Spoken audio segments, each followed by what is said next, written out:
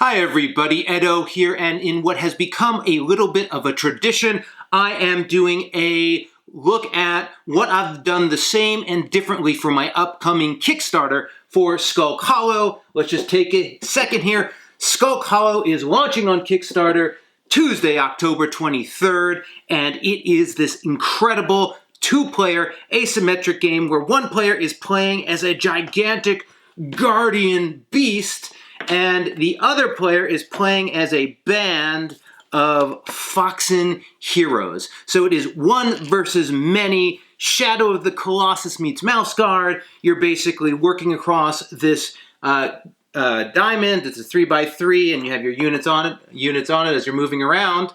And you are trying to take out the other player. The big monster has a ton of big hits and big movements and dynamic actions. The Foxen are a bunch of little guys moving around, but then have to jump up onto the Guardian and attack and all that good stuff. There are different Guardians, yada, yada, yada. Very cool. So, and it is launching on Tuesday, October 23rd. So, in terms of what I did and what I did differently for Kickstarter, let's walk through it. Obviously, I've done a ton of Kickstarters. This is my 10th campaign, and I've also I back Kickstarters, I look at Kickstarters, I follow Kickstarters and all that jazz.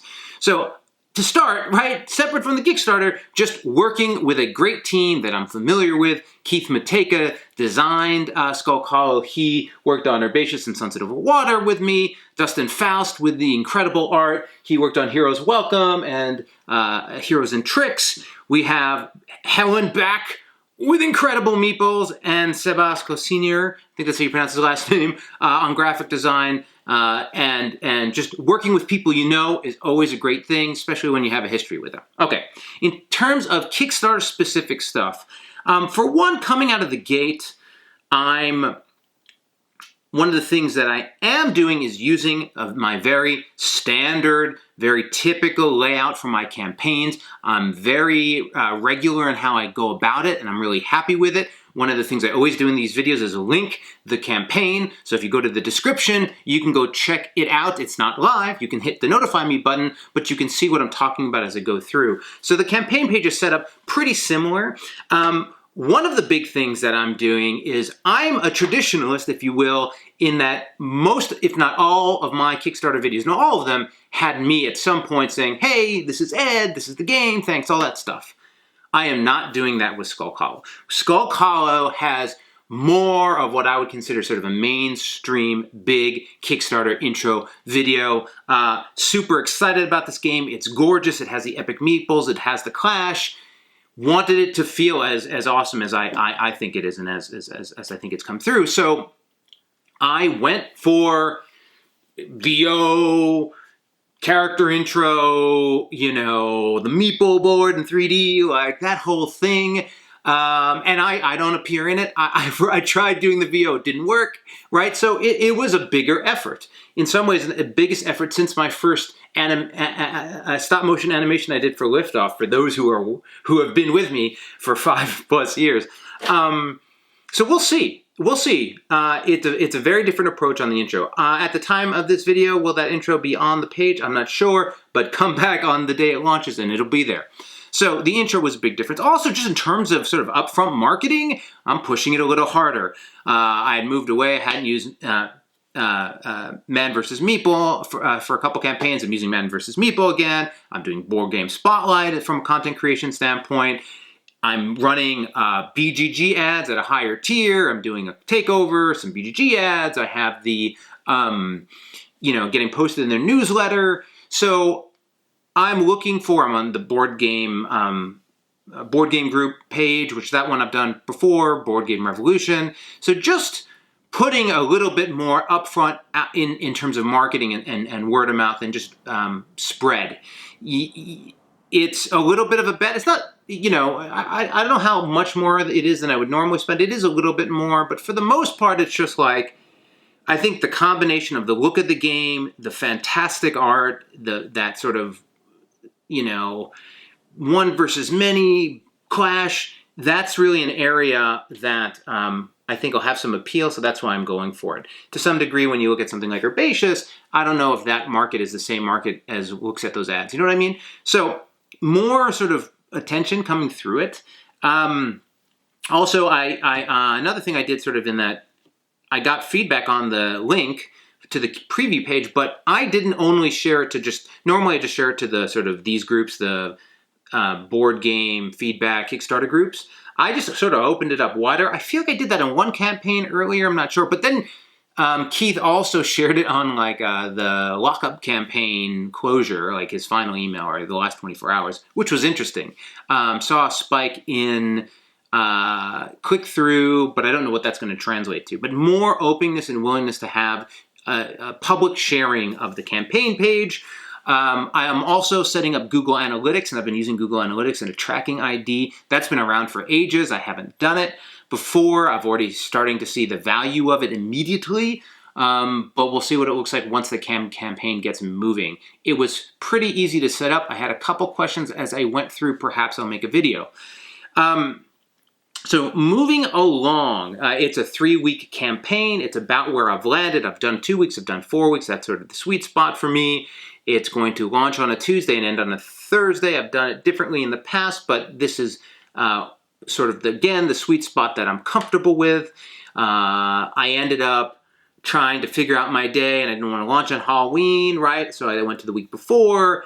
And I didn't want to span Thanksgiving. So I could have launched after Halloween, but then if I wanted to do a 3-week campaign, that would have put me over Thanksgiving, and I didn't want to sort of engage with that. Perhaps I could do some cool Halloween thing. Even Tanthos is super cool. So this guy, like maybe we can do some eerie Halloween thing. But I think that was on camera. Eerie Halloween thing. But but it's also when Essen is, I realize, so that there's something to be considered there too, right? So, but that's the thought process I went through. I'm looking at notes, by the way.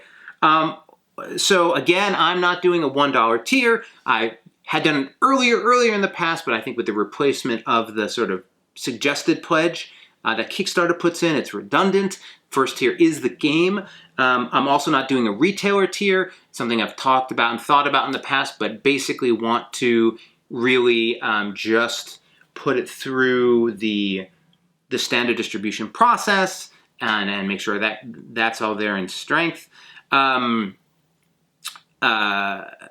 not mixing, everyone talks about whether or not they put the shipping within the cost of the Kickstarter. I'm not. I'm just having the price point, and then I'm having added shipping, including United States. So I'm not just bundling in free shipping. It's going to be risk for me. It's not really different, but right now I'm looking at $39 for what's in here in the game and the experience. I'm not uncomfortable with the price at all. But it's a 2-player game. So 2-player only game is a huge risk. But other people have been successful, so it'll be interesting. But this is the game we wanted to make. That's the other part of it. So no retailer, no crazy bundles. If I go back to Herbaceous Sprouts, I had Sprouts plus Herbaceous, Sprouts plus Sunset Border, Sprouts plus the other two. And that's sort of a line in a group of games that I've done, and it makes sense. In this case, it doesn't make as much sense. It's sort of a standalone new experience. I'm doing it much more like I did Heroes Welcome, where there was just the game, 2 copies of the game, and then 6 copies of the game. I don't really, there's no major, I don't do with those 6 copies of the game as a shipping discount type of thing. It's not like some retailer SKU that they're getting it at some hugely reduced price. I just make it available to everyone for those that are interested. Also, per some other review videos I've done in the past, I believe in a duo tier. I think it's better than just add another if you want. I think it adds that sell moment and opportunity, but perhaps it's not worthwhile. I'm still EU friendly, but I haven't taken on this Canada, Australia, like all the other ones. My shipping partners aren't in those countries. This campaign, on a previous campaign, I may have a solution for Canada, and if that comes through and I have some insight before we run, which I probably won't, but it's something to keep in mind as we go. So no crazy bundles. What else? So if you look at the Kickstarter page, as I mentioned, it's a pretty standard layout, a couple more nuances in there. Typically, I've done Kickstarter exclusive mini expansions. They're usually 5 to 10 cards, sometimes a little more, sometimes a little less. And I've been pretty strict. I mean, there've been a case here and there, but I've been pretty strict of really only making those Kickstarter exclusives only available during the Kickstarter. And as years have progresses, it's a pain. In particular, the Herbaceous one is a pain because that campaign is from whatever 3+ years ago, and it's my most popular game, so it's the most asked for mini expansion. What I decided to do on this campaign, after thinking it through, was something I had sort of done on Heroes Welcome. Heroes Welcome had a free expansion, which was a retail expansion, and then a Kickstarter exclusive card. So it sort of had a little of everything. But for Heroes Welcome, what I'm doing is I'm doing a free mini expansion. And so what it is it's going to be included. It's about the size of my other ones, actually maybe a little bit bigger. But it's free to all backers who back the game. It will then be available for sale, but probably not at retail just because, it's like a pack of cards. It'll likely go up on the BGG store and probably at conventions. So is it Kickstarter exclusive? No, but it's something that will be sold for more money, which you are getting for free, and the timeline for other people getting it will be later. So it's trying to get that marriage of like, how do we make it valuable to Kickstarter backers and make them feel good about it? But I'm still like in the situation where like 3 years later, I'm still like, people want something that Kickstarter backers have enjoyed. You know what I mean? So that's sort of that discussion, but that's what we're trying. So it's free to back Kickstarter backers. It's valuable because it is something that is going to be sold, but it's not a Kickstarter exclusive. We'll see what goes there. Oh, another really, I wouldn't say controversial in any way, but an interesting one in my opinion is on the stretch goal section. Typical process now is have them funded, have maybe your first or second stretch goal, say more to come, and then reveal them as you go. It allows you to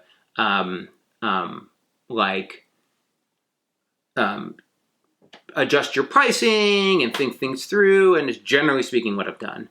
Walking through everything with Skulk Hollow, we have a huge tier, which is an entire additional, where is he? Entire additional Guardian, like with its own meeple, which is awesome, and its cards, and like its own board. Like it's a huge addition to the game from a cost perspective, right? And its design is gonna be awesome. We're thrilled, right? But so that is sort of tiered out at 50K. So I have aggressive initial funding at 20K, and then it works up with some additional content sort of to the Apodo level. And I really think that's the tier. That's the amount of money that I think really gets the game to the nines, and sort of that's where it's going. So there's stretch goals all the way, but there's just this big Apoda, and so I wanted it to be on the campaign, and I didn't want to have like, hey, here's Apoda and all this cool stuff about him, but then not tell you where his unlock was, right? Like it just seemed it was too cool and too major an unlock to like not make it clear how to get to it. And so I decided, you know what I'm going to do is I'm going to show all the unlocks to Apoda, push towards it. One version of the worlds would get there really quick. One version of the worlds would get there on the last day. Or we don't get there at all, right? But like I just felt the path to Apoda, and it includes a Fox and Noble along the way, just had to be there. And taking it out just is going to create more confusion, more questions, more like, so I think it's like, and then somebody's like, well, then what happens next? It's like, well, I have more stretch goals. Like, if I get to that point where I unlock Apoda, great. Then we can start going into some of the more other ones and that kind of thing. But it felt like the way to take it. So that's a little bit different, and it'll be interesting to see how that goes. I'm doing the social avatars click-through thing again. Nothing special there. I think those are the major things, or at least I think are most interesting. Things that I'm not doing that other people do is I'm still not using a pledge manager. I'm still Kickstarter first type of guy. I'm not doing a pledge manager. I'm not bundling in any of my other games, which I mentioned. I'm not. I'm trying to think. There was one other item in there. Pledge manager. Maybe that's it. So. We'll see how the campaign goes. Should be interesting. It's an exciting game. And again, the hope of this is sort of giving you the thought process I go through and some of the changes I've made around this content. So anyway, Skulk Hollow, Tuesday, October 23rd. Gonna be awesome. Check it out. Hey everybody, Edo here, and thanks for watching Gaming with Edo. Reviews over here on this playlist, League and Insider videos over here on this one. Subscribe, share, all that good stuff. But most importantly, play some great games. Thanks.